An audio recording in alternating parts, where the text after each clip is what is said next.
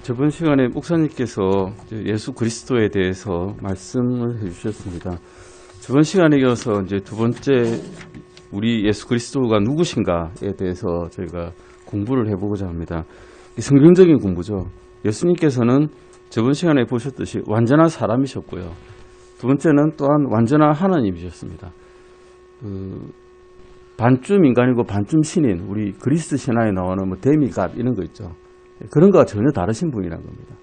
그런 신화에 나오는, 그런 설화에 나오는 존재가 아니시라 완전한 인성을 가지시고 또한 완전한 신성을 가지고 계시는, 우리의 머리로는 도저히 이해가 되실 수 없는 그런 분이셨다는 것을 우리가 보았습니다. 오늘은 그 검은 블랙박스로 치여 있는 그 표를 보시면 예수 그리스도는 동정녀에게서 나셨다고 했는데 사실 동정녀 말은 맞지가 않고요. 처녀라고 말씀을 바꾸셔야 됩니다. 마리아가 동정녀라고 그러려면 죽을 때까지 처녀였다라고 말이 돼야 되는데 사실 죽을 때까지 처녀는 아니었거든요. 예수님의 형제는 6명, 최소 6명 이상이었습니다. 남자 형제와 여자 형제가 있다고 되어 있죠. 최소 6명 이상이었기 때문에 그 요셉과 다시 이제 그 첫 아들을 낳은 다음에는 정상적인 부부 관계를 유지했다고 우리가 알 수가 있습니다. 그래서 이것은 동정녀라고 말씀하시면 안 되고 처녀였다라고, 예수 그리스도는 처녀에게서 나셨다라고 말하는 게 맞습니다. 앞에 과에서 보신 것을 볼 때 우리가 알 수 있는 것은 주 예수 그리스도께서는 완전한 사람이셨고 또 완전한 하나님이셨다는 것이었습니다.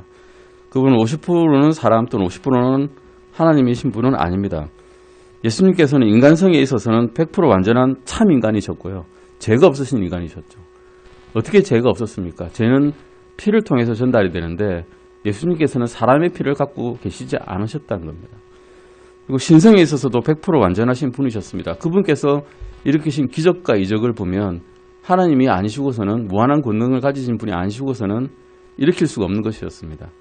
죽은 사람 살리시는 그런 평범한 인간은 없죠.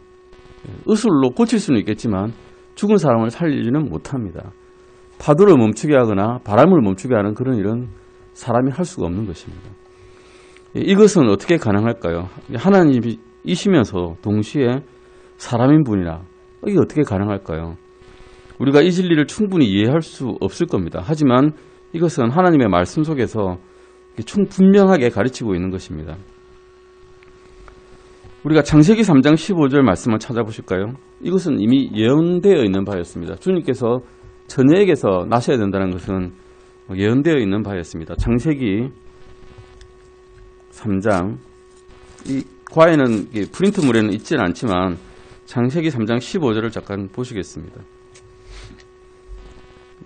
주님께서는 여자의 씨로 오셔야 됐다는 것을 창세기에서 이미 말씀하고 있습니다. 같이 한번 읽어보시겠습니다. 내가 너와 여자 사이에 또 내 씨와 그녀의 씨 사이에 적개심을 두리니 그 씨는 내 머리를 상하게 할 것이요 너는 그의 발꿈치를 상하게 할 것이라 하시고, 여기서 너는 누구입니까? 사탄입니다. 사탄과 여자 사이에 적개심을 두어 가지고 그 씨는, 즉 예수님께서는 사탄의 머리를 상하게 할 것이라 하셨습니다. 머리는 무엇입니까? 우리 몸의 제일 중추기관이죠. 머리가 깨지면 살아날 수 있겠습니까?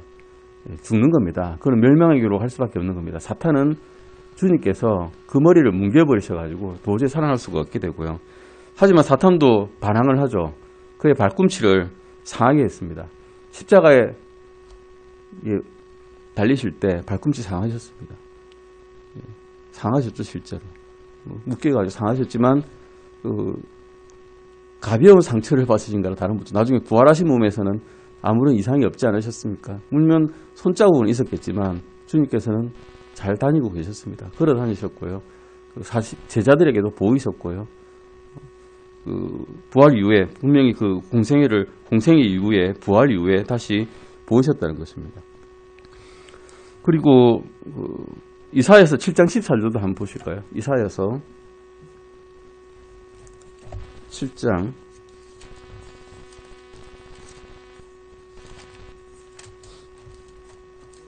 14절입니다. 이사야서 7장 14절입니다. 이사야서 7장 14절 말씀에서 처녀에게서 나실 수밖에 없는 그런 말씀을 하나님께서 주셨다는 거죠. 이사야서 7장 14절입니다. 자, 같이 읽으시겠습니다. 그러므로 주께서 친히 한 표적을 너희에게 주시리라. 보라, 처녀가 수태하여 아들을 낳고 그의 이름을 임마누엘이라 하리라. 예, 임마누엘은 뜻은 아시죠? 우리와 함께 계시는 하나님. 예, 그런 뜻입니다. 처녀가 수태해서 아들을 낳는다. 이해가 안 되죠.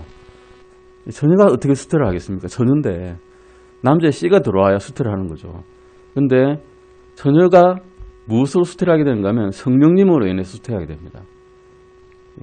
우리 출산 과정을 보시면 임신할 때 난자와 정자가 결합을 해야 사람이 만들어지죠.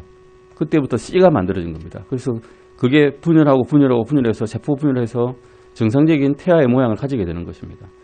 그 씨가 사람의 씨가 아닌 하나님의 씨, 성령님의 씨로 인해서 이 몸이 준비가 되는 것입니다. 디모데전서 3장 16절도 잠깐 보시겠습니다.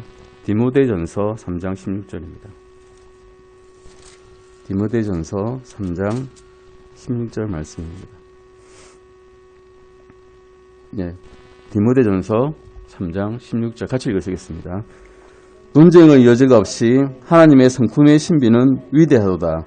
하나님께서 육체 안에 나타나시고 성령 안에서 의롭게 되시고 천사들에게 보이시고 이방인들에게 선포되시고 세상에서 믿기시고 영광 속으로 올려져서 영접을 받으셨느니라. 하나님의 성품의 신비가 위대한데 하나님께서 육체 안에 나타나셨다는 겁니다. 이분이 바로 예수 그리스도라시는 거죠. 하나님께서 육체 안에 나타나신 것, 우리가 하나님과는 접근할 수가 없습니다. 왜냐하면 우리는 의롭지 못한 존재이기 때문에 하나님 앞에 나타날 수가 없는 겁니다. 하나님께 나타난 자마다 구약성경에서는 죽었습니다. 죽지 않은 사람이 누가 있었습니까? 모세 있었죠, 모세. 근데 그 모세마저도 직접 하나님을 대하지 못했습니다. 하나님 뒷모습만, 뒷자락만 본 거죠, 사실은. 사람으로서는 도저히 건져낼 수가 없기 때문에 하나님께서 인간에게 구원의 말씀을 전하시려면 직접 본인이 이 육체가 되실 수밖에 없었던 것입니다. 이 구절은 하나님께서 예수님께서 육체로 나타나신 누구이심을 말하고 있습니까? 네, 하나님이심을 말하고 있습니다. 우리 7가에서 세인격으로 나타나시는 하나님의 삼위일체에 대한 성경의 가르침을 기억하시면 됩니다. 주 예수 그리스도에 관해 공부하면서 우리는 두 성품, 하나님의 성품과 사람의 성품을 가지신 한 인격을 이해해야 됩니다. 어떤 사람들은 예수님은 영이다라고 말하는 사람도 있습니다. 그 영지주의자들이죠.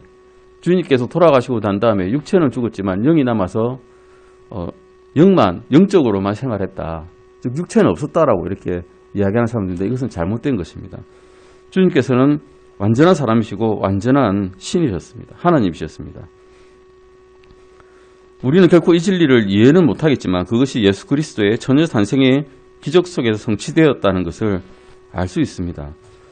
하나님께서 만약에 인간의 어머니와 인간의 아버지를 두셨다. 육체적인 아버지와 인간의 육체적인 어머니를 두셨다라고 우리가 생각하게 된다면 그분은 그냥 사람일 뿐입니다. 그냥 죽을 수밖에 없는 사람이 될 수밖에 없죠. 왜냐하면 죄의 삭슨 사망이라고 우리가 알고 있지 않으십니까?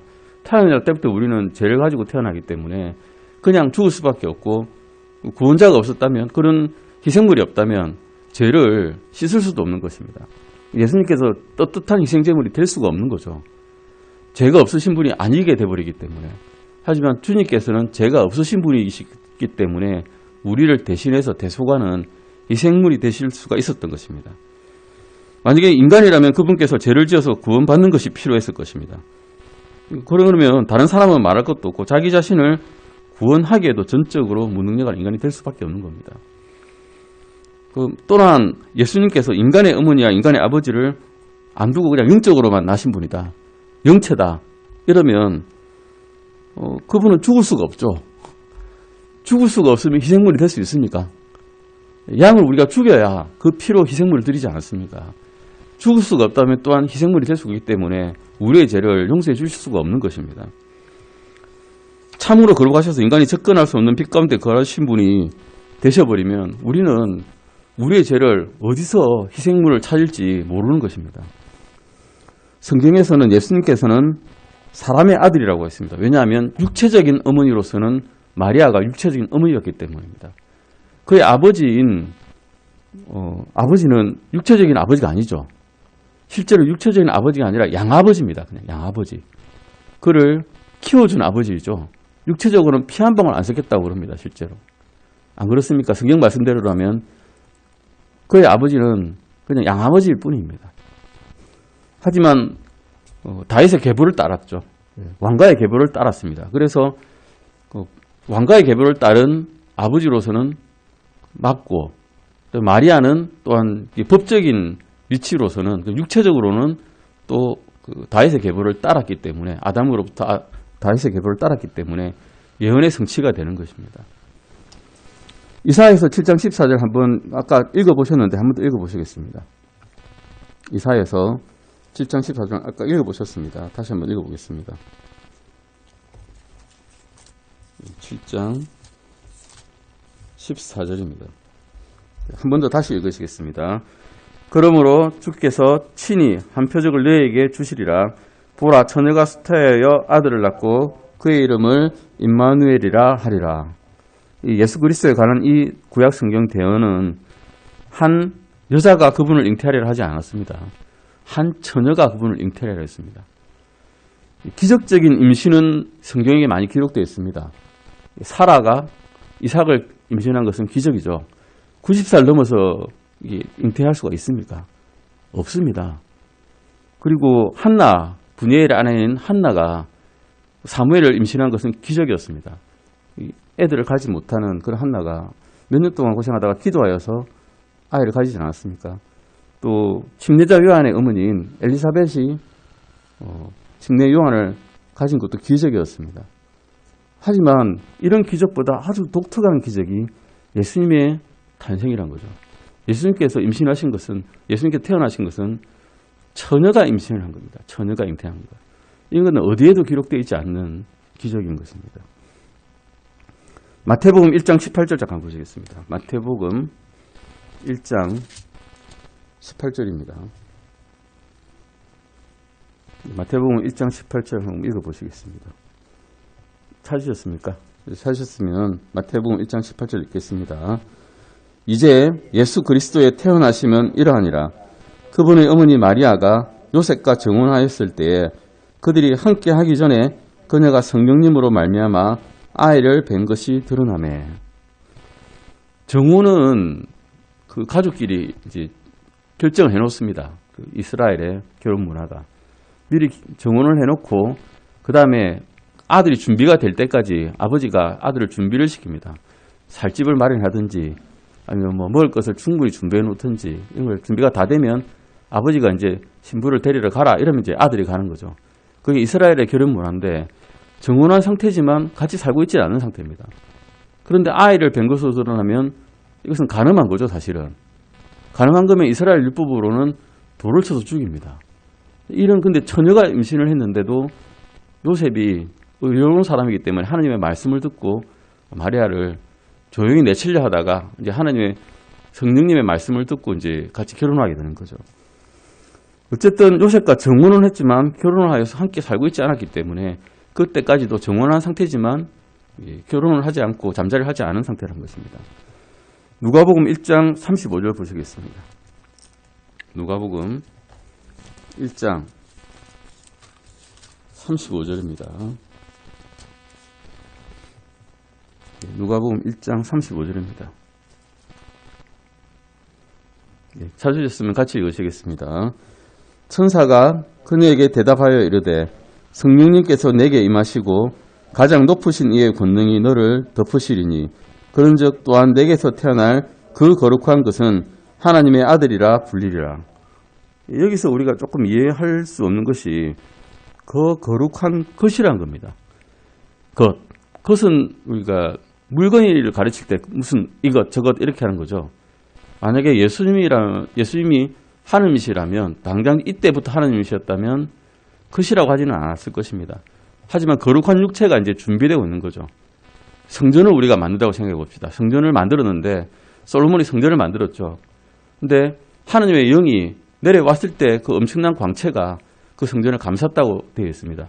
처음 만들 때부터 성전이 빛이 나고 막 거룩한 구름이 둘러싸고 이러지 않았죠. 하나님께서 오셨을 때 그 거룩함이 드러나는 것입니다. 아직 육체에는 거룩한 것이지만 하나님은 아닌 그런 상태, 육체가 이제 만들어지고 있는 상태였다는 것이죠. 여기서 보실 때 예수님께서 마리아의 태 속에 잉태되신 것은 누구의 기적적인 역사일까요? 누가 하셨습니까? 누가 임하셨습니까? 성령님께서 임하신 겁니다. 성령님께서 임하셨을 때 이제 그 거룩한 것은 하나님의 아들이라고 이제 불리는 것입니다. 예수님의 탄생은 슈퍼내추럴인 거죠. 아주 초자연적인 일이라는 것입니다. 탄생을 이뤘는데 그럼 죽음은 어떠했는가? 예수님께서는 죽으셔야만 했죠. 어린 양의 희생물로서, 어린 양으로서 6월절 어린 양처럼 그 사람들을 살리기 위해서 자신의 피를 내줘야 되는 그런 분이셨습니다. 누가복음 19장 10절 잠깐 보시겠습니다. 누가복음 19장 10절입니다. 왜 죽으셨는지를 이제 보는 거죠. 누가복음 19장 10절입니다.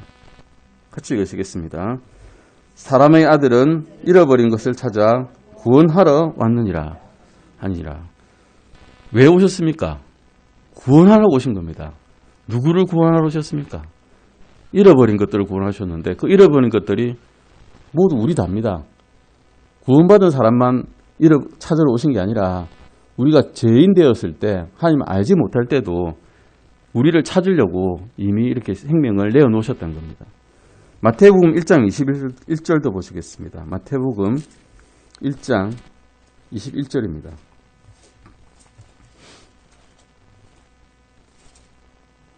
예수님께서는 구원에 대한 복음을 전하실 때 먼저 유대인에게 전하셨고 그 다음에 사마리아, 그 다음에 온 세계에 전하셨죠.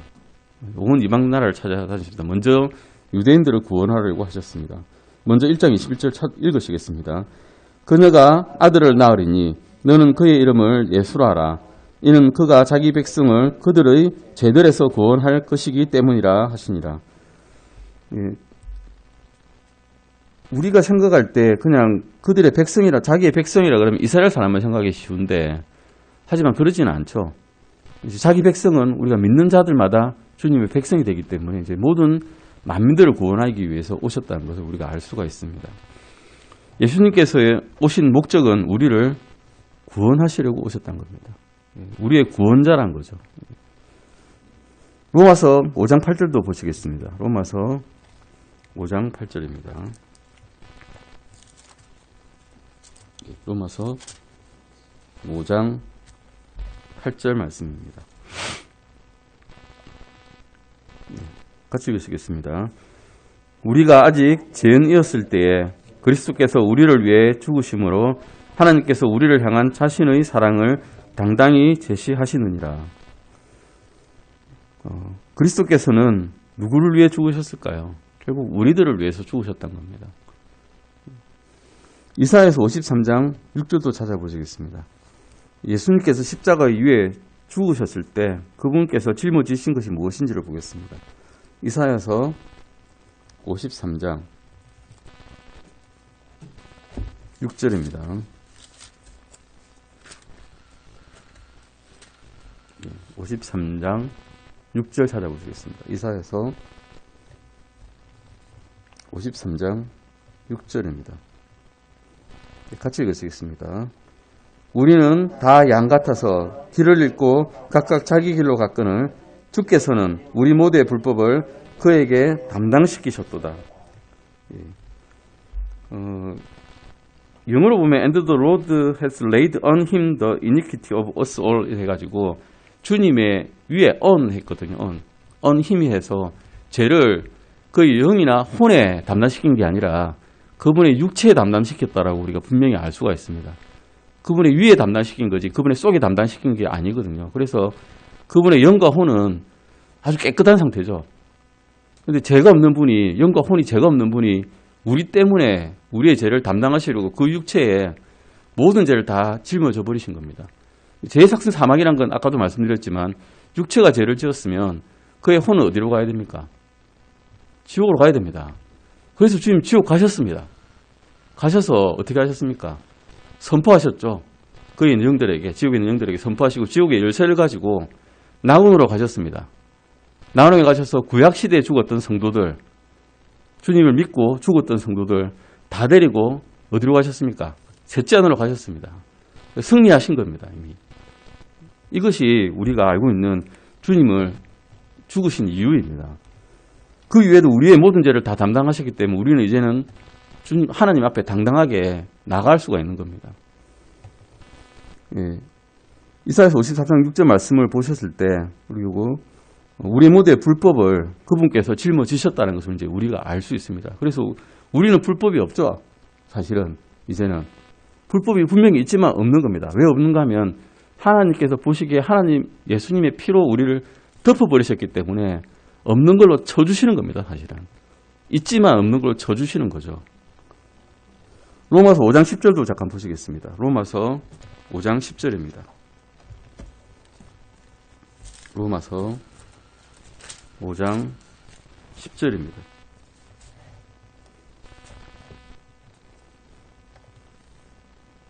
예, 로마서 5장 10절 읽으시겠습니다. 이는 우리가 원수였을 때에 하나님의 아들의 죽음으로 말미암아 하나님과 화해하게 되었을진데 화해하게 된 자로서 더욱더 그분의 생명으로 말미암아 구원을 받을 것이기 때문이라. 우리가 생각해 봅시다. 저하고 제 친구가 싸웠습니다. 아주 심하게 싸워서 고개를 서로 바깥쪽으로 돌리고 있습니다. 서로를 보지 않고 있습니다. 그런데 한 중재자가 나타났습니다. 한 중재자가 나타나서 하나님에 대해서 하나님을에 대해서 저자들이 죄가 없는 걸로 해주세요. 내가 대신 죽을게요. 내가 대신 피를 흘릴게요. 하셔서 하나님과 화해하게 만들으셨습니다. 그런데 우리는 아직 딴 데를 보고 있습니다. 구원받지 않은 사람은 아직 딴 데를 보고 있습니다. 이제 중재자의 말을 듣고 하나님께로 고개를 돌릴 때가 됐다는 겁니다. 이것이 이 말씀입니다. 화해하게 시켰는데 예수님께는 화해하게 시켰죠. 예수님을 믿지 않는 자는 아직 화해가 안 됐습니다. 그 사람들은 예수님의 말을 듣고 돌려야 되는 겁니다. 이제 방향을. 이것이 이 말씀의 로마서 5장 10절 말씀의 말씀입니다. 로마서 5장 10절 말씀대로 예수 그리스도의 죽으심은 통해 우리는 하나님과 이제 화해하게 됐다는 겁니다. 갈라디아서 4장 5절도 보시겠습니다. 갈라디아서 4장 5절입니다. 갈라디아서 4장 5절 말씀입니다.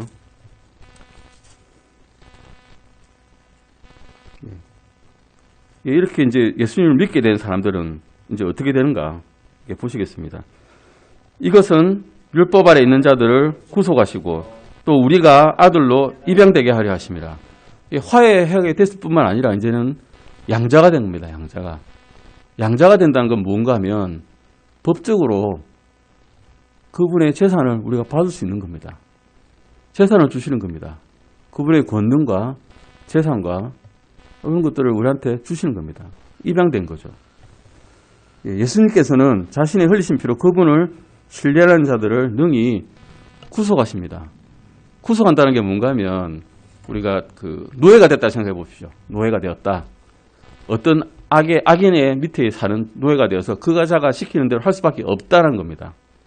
그런데 그 사람을 다른 사람이 와서 구속해 가면 이제 그 죄의 노예였을 때와 노예였을 때를 벗어나게 되는 겁니다. 그게 구속하시는 겁니다. 돈 주고 사시는 거죠. 돈 주고 사가는 거, 우리를. 죄의 종이었는데 그 종을 내가 내 피로서 그 값을 치르게 하고 피적 치르시고 사셔오는 겁니다. 그게 구속하는 겁니다. 구속해서 또 학대하고 이런 게 아니라 그런 게 아닙니다. 그런 의미로 쓰인 게 아니라 학대하려고 내가 너를 내 족으로 쓰겠다 이게 아니라 네가 너무 힘든 상태에 있으니까 내가 나를 희생해서 너를 사옵게 해주신 것이 구속이라는 뜻입니다.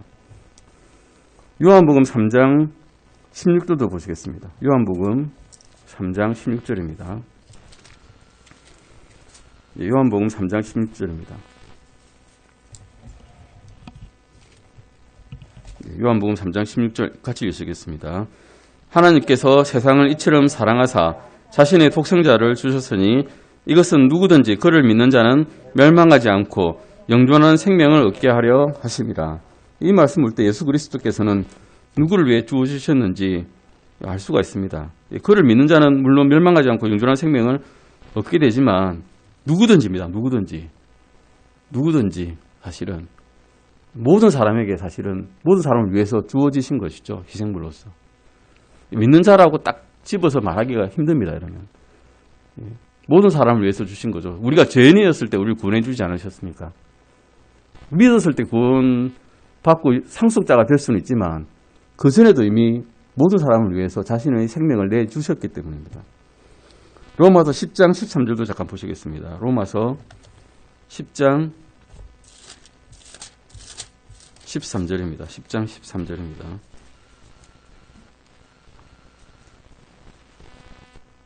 네, 10장 13절입니다. 같이 읽으시겠습니다.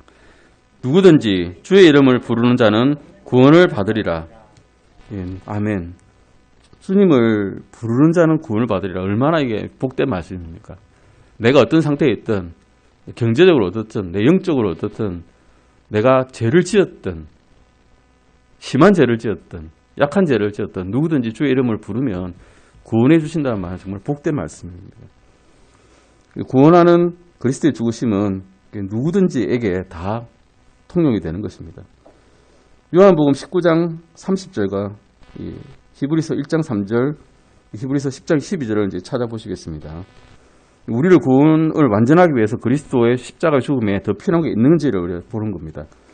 요한복음 19장 30절입니다. 요한복음 19장 30절입니다. 주님께서 이제 십자가에 매달리셨죠. 그때 6시부터 이스라엘 시간입니다. 6시부터 9시까지 우리 이게 일반적인 시간으로는 12시부터 3시까지입니다. 그 시간 동안 매달리셨습니다. 딱 3시간 매달리신 거죠. 그 전에 물론 심한 고초를 당하셨지만 3시간 만에 십자가에 매달려 죽는 사람은 없습니다. 사실은. 보통 의학적으로는 18시간에서 24시간 정도 지나야 탈수 증상이라든가 심박 정지 이런 것 때문에 죽게 되는데 예수님께서는 3시간 만에 돌아가셨습니다. 돌아가시면서 이 말씀하셨죠. 30장 같이 읽으시겠습니다. 그러므로 예수님께서 식초를 받으신 뒤에 이르시되 다 이루었다 하시고 머리를 숙이신 뒤 숨을 거두시니라. 다 이루었다. 이게 제일 중요한 겁니다. 예수님께서 모든 너희의 죄들을 내가 다 덮을 수 있는 권능을 이제 발휘하신다는 것입니다. 나의 희생으로서 너희를 다 구원하였다. 다 이루었다. 옛날 과거형이 되어버린 겁니다. 이제는. 앞으로 이룰 것이다. 아닙니다. 너희가 좀 더 노력하면 이루어줄게가 아니라 이미 다 이뤘다는 겁니다. 히브리서 1장 3절도 보시겠습니다. 히브리서 1장 3절입니다. 히브리서 1장 3절입니다. 같이 읽으시겠습니다. 하나님의 영광의 강체시요 그분 자체의 정확한 형상이시며 자신의 권능의 말씀으로 모든 것을 떠받치시는 이 아들께서는 친히 우리의 죄들을 정결하게 하신 뒤에 높은 곳에 계신 존엄하신 분의 오른편에 앉으셨느니라. 아멘. 10장 12절도 보시겠습니다. 히브리서 10장 12절입니다.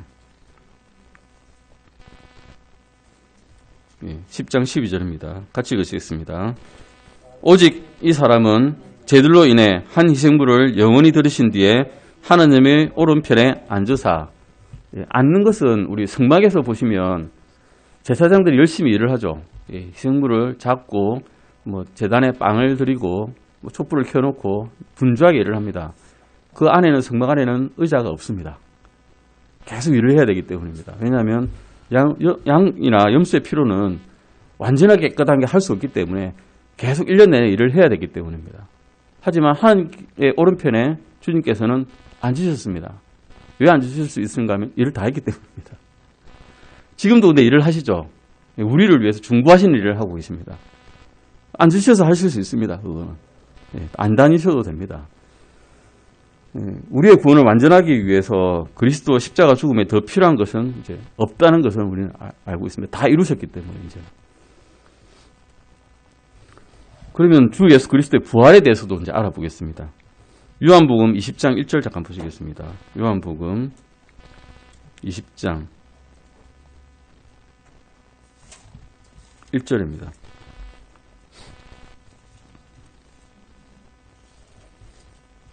요한복음 20장 1절입니다. 같이 읽으시겠습니다. 주의 첫날 일찍 아직 어두울 때에 막달라 마리아가 돌무덤에 와서 돌이 돌무덤에서 옮겨진 것을 보고 주의 첫날 찾아갔답니다. 주의 첫날이면 언제입니까? 요일로 치면 1월입니다. 유대인의 안식일은 토요일입니다. 유대인들은 토요일 쉽니다. 유대교는 토요일 쉬는 날입니다. 근데 주의 첫날에 마리아가 돌이 무덤이 채워져 있다는 걸 본 겁니다. 이걸 기념해서 우리는 주일날, 주의 첫날 예배를 드리는 거죠. 예수님께서는 그 주에 어떤 날에 부활하셨나? 주의 첫날에 부활하셨다는 겁니다. 마태복음 12장 40절도 보시겠습니다. 마태복음 12장 40절입니다. 마태복음 12장 40절입니다. 마태복음 12장 40절입니다. 자, 같이 읽으시겠습니다. 요나가 밤낮으로 사흘 동안 고래 뱃속에 있었던 것 같이 사람의 아들도 밤낮으로 사흘 동안 땅의 심장부에 있으리라. 주님께서는 미리 예언을 하셨죠. 예고를 하셨죠. 내가 지옥에 며칠 동안, 내가 이 지옥 땅의 중심부에 며칠 동안 있을 것인지 3일 낮, 3일 밤을 계실 거라고 하셨습니다. 3일 낮, 3일 밤. 그럼 3일 낮, 3일 밤 동안 내내 지옥에 계셨을까요? 지옥에 계시진 않아요. 지옥에 해결된 거는 금방 해결하셨어요. 3시간 내에 해결하셨다고 우리 알 수 있습니다. 왜냐하면 십자가에 같이 매달린 제수들이 있었죠. 그 제수 중에 한 명이 구원을 받았죠. 예수님 믿겠다고 구원을 받았습니다. 예수님께서 뭐라 하셨습니까? 내가 오늘 나와 함께 낙원에 있으리라고 말씀하셨습니다. 오늘 낙원에 있으려면 유대인의 시간으로는 오후 6시면, 지금 우리 오후 6시면 그날 끝입니다. 오후 3시에 돌아가셨으니까 오후 6시 안에 그 죄인도 낙원에 있어야 되고 예수님께서도 낙원에 가셔야 됩니다. 그래야 말이 맞거든요. 그럼 지옥에 가셔서 영들에게 선포하시고 지옥의 문들을 열쇠를 가지고 지옥과 낙원 사이에 있는 그 구렁텅이를 지나서 낙원에 가신 거는 최소한 6시 이전에는 가셨던 겁니다. 그럼 3시간 정도 계셨다가 3일이나 3일 반 동안은 낙원에 계셨겠죠.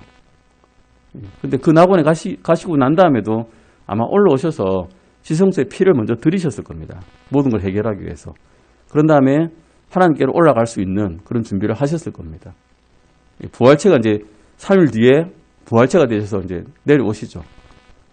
영과 몸과 혼이 완전하게 깨끗하게 되셔가지고 이제 내려오시는 겁니다. 그때 성도들이, 잠든 성도들이 다 일어나서 예루살렘 성벽으로, 예루살렘으로 갑니다. 예루살렘에 있는 모든 성도들이, 모든 사람들이 그 성도들의, 구약 성도들이 일어난 것을 보게 됩니다.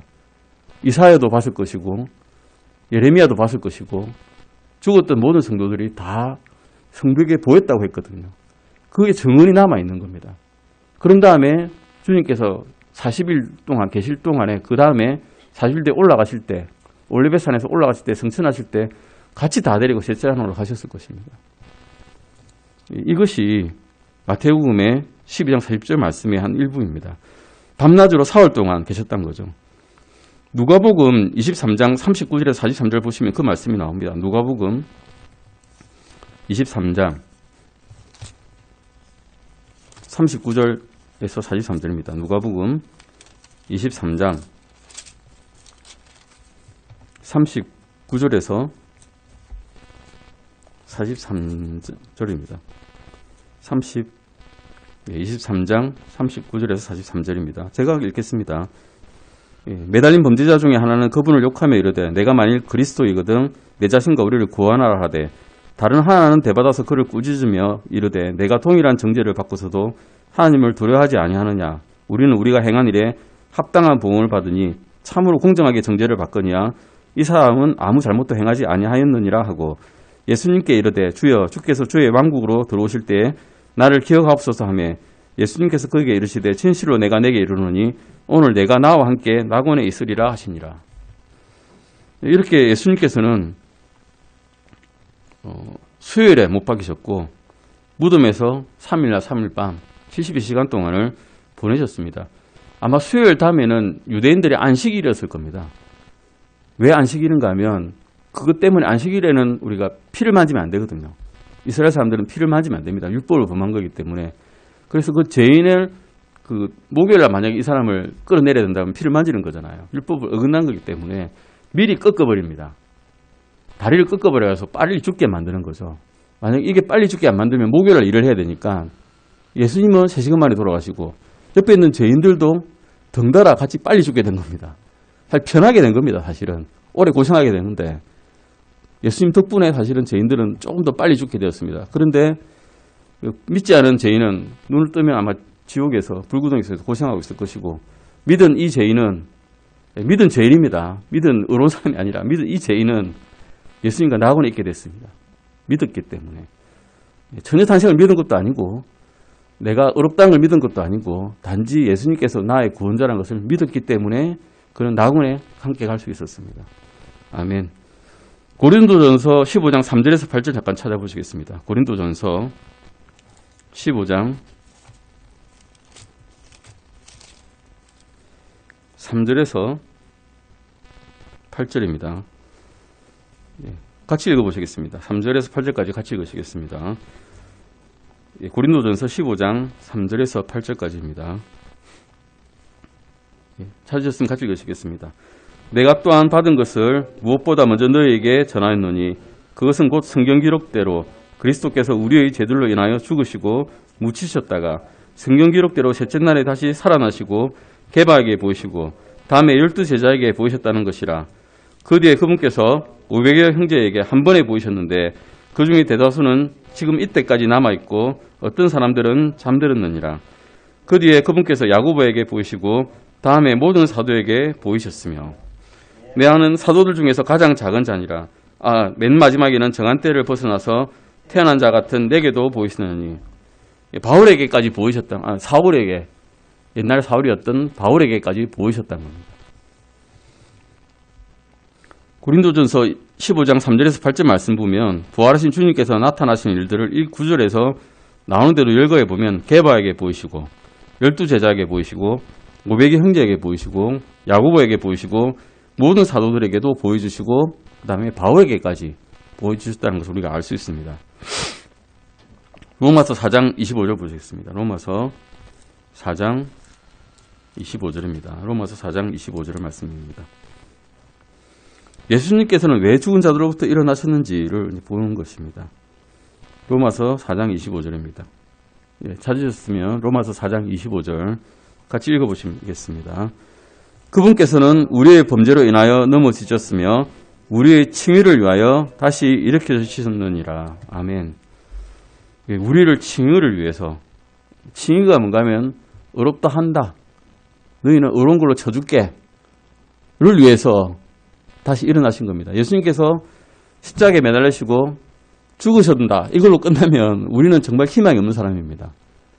하지만 부활하셨기 때문에, 첫 열매가 부활하셨기 때문에 우리는 그를 따라서 또 다른 부활의 열매로서 다시 일어날 것을 우리가 확신할 수 있는 것입니다.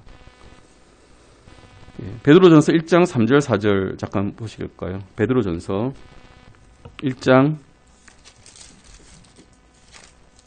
3절 4절입니다. 베드로전서 1장 3절 4절입니다. 같이 읽으시겠습니다. 썩지 않고, 베드로전서 1장 3절 4절입니다. 하나님 곧 우리 주 예수 그리스도의 아버지를 찬송하리로다. 그분께서 자신의 풍성하신 긍휼에 따라 죽은 자들로부터 예수 그리스도를 부활하게 하심으로 우리를 다시 낳으사 산 소망에 이르게 하셨으며 썩지 않고 더럽지 않으며 사라지지 아니하고 너희를 위해 하늘에 마련된 상속유업을 받게 하셨나니. 아멘. 이것으로 우리는 모든 믿는 자들은 하늘에 마련된 놀라운 산 소망을 가지고 있는 겁니다. 죽은 소망이 아닙니다. 살아있는 소망을 가지게 된 것입니다. 여기까지 하시고 다음 시간에 주 예수 그리스도의 성천에 대해서 공부하시겠습니다. 기도하고 마치겠습니다.